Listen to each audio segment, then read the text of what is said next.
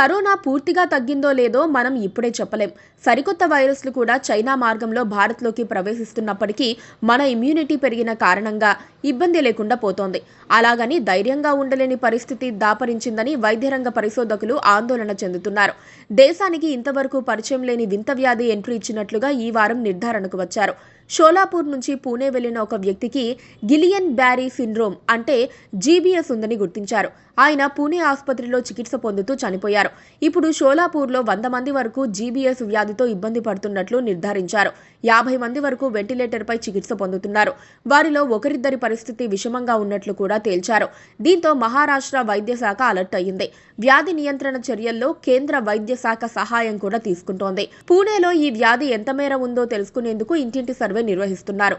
ఒళ్ళు నొప్పులు, కీళ్ల నొప్పులు, ఎముకల నొప్పులు, డయేరియా, విపరీతమైన దగ్గు, జలుబుతో బాధపడే వాళ్లు తక్షణమే వైద్య పరీక్షలు చేయించుకోవాలని సూచించారు.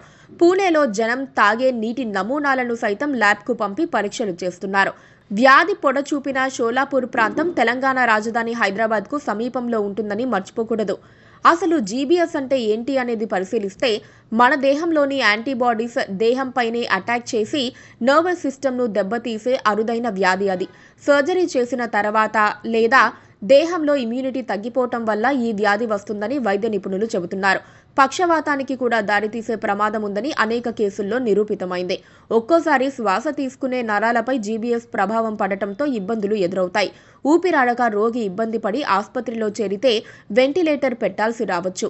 అప్పుడు మరిన్ని ఆరోగ్య సమస్యలు తలెత్తే ప్రమాదం ఉంటుంది. నిజానికి జీబీ సిండ్రోమ్ ఒళ్ళు నొప్పులు, కాళ్ళు చేతుల తిమ్ముర్లు, ఒళ్ళు జలతరింపు, కండరాల బలహీనతతో మొదలవుతుంది. తర్వాత పక్షవాతం వచ్చి మూతి వంకరపోయే ప్రమాదం ఉంటుంది. కండరాల కదలిక కుదరక పేషెంట్ బాగా ఇబ్బంది పడతారు.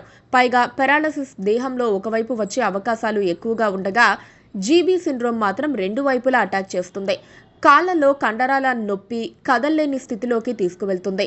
వేళ్లు, మడమలు, మణికట్టు దగ్గర సూదులతో పొడుస్తున్నట్లు అనిపిస్తుంది. మెట్లు ఎక్కుతున్నప్పుడు తూలుడు వస్తుంది. కళ్ళు కదిలించలేక ఎదురుగా ఉన్న మనిషి ఇద్దరిలా కనిపిస్తారు. గుండె వేగం అస్తవ్యస్తమై ఇబ్బందులు ఏర్పడతాయి. జీబీఎస్ బయటపడిన కొన్ని గంటల్లోనే అది తీవ్రంగా మారే ప్రమాదం ఉంది. కొందరికి 2-3 వారాల్లో తగ్గొచ్చు, కొందరికి కొన్ని నెలల పాటు ఉండొచ్చు.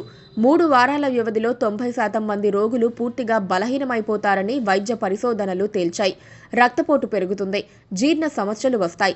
దేహంలోని ఇమ్యూనిటీ పూర్తిగా దెబ్బతినటంతో జనం వీక్గా మారిపోయి చనిపోతారు.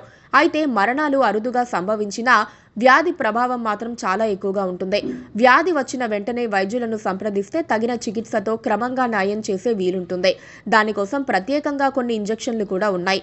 ప్లాస్మా థెరపీ కూడా దీనికి ఉపయోగపడుతుంది. ఇది అంటువ్యాధి కాదని వైద్య నిపుణులు నిర్ధారించినప్పటికీ ఒకేసారి 100 మందికి రావటం మాత్రం ఆందోళనకర అంశమే అవుతుంది. ఈ వ్యాధి రాకుండా ఉండటానికి ముందస్తు జాగ్రత్తలు అవసరం. జల కాలుష్యం లేకుండా చూసుకోవాలి. కాచి వడపోసిన నీటిని తాగితే ఉత్తమం. కరోనా వ్యాధి వచ్చినప్పుడు ఎలా చేశామో ఇప్పుడు కూడా అదే విధంగా చేతులు శుభ్రంగా కడుక్కోవాలి. ఆరోగ్యకరమైన ఆహారం మాత్రమే తినాలి.